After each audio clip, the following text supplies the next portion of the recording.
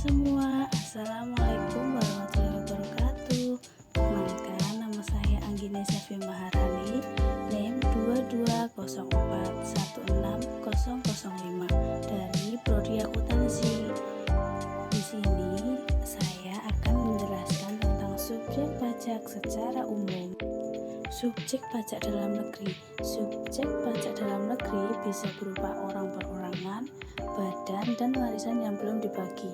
Jika perorangan lahir di Indonesia atau telah tinggal selama lebih dari 183 hari dalam jangka waktu 12 bulan atau berniat untuk tinggal lama di Indonesia, dan dia dapat disebut sebagai subjek pajak pribadi dalam negeri. Selanjutnya, begitu juga badan ketika didirikan atau bertempat di Indonesia selama lebih dari 183 hari, namun unit tertentu dari badan pemerintah yang dibentuk berdasarkan peraturan perundang-undangan atau pembiayaannya bersumber dari APBN atau APBD dikecualikan dari ketentuan ini.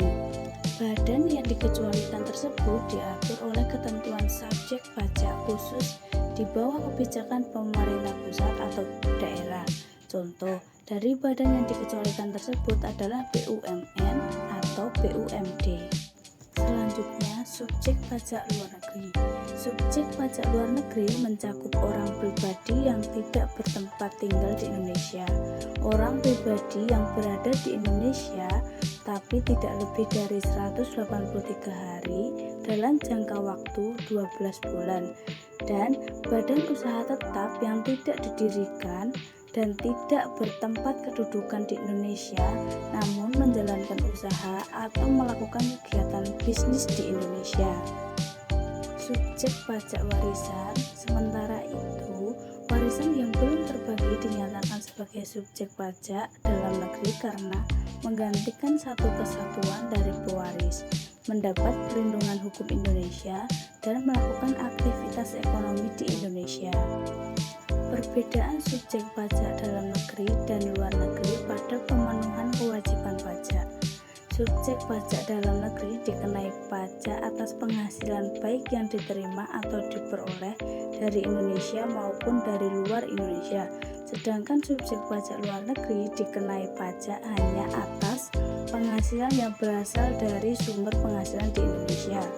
Subjek pajak dalam negeri dikenai pajak berdasarkan penghasilan neto dengan tarif umum, sedangkan subjek pajak luar negeri dikenai pajak berdasarkan penghasilan bruto dengan tarif pajak sepadan alias tarif tunggal terhadap semua objek pajak berapapun nilainya. Subjek pajak dalam negeri wajib menyampaikan surat pemberitahuan tahunan atau SPT pajak penghasilan sebagai sarana untuk menetapkan pajak yang terhutang dalam suatu tahun pajak. Sedangkan subjek pajak luar negeri tidak menyampaikan SPT pajak penghasilan karena kewajiban pajaknya dipenuhi melalui pemotongan pajak yang bersifat final. Selanjutnya, bentuk usaha tetap.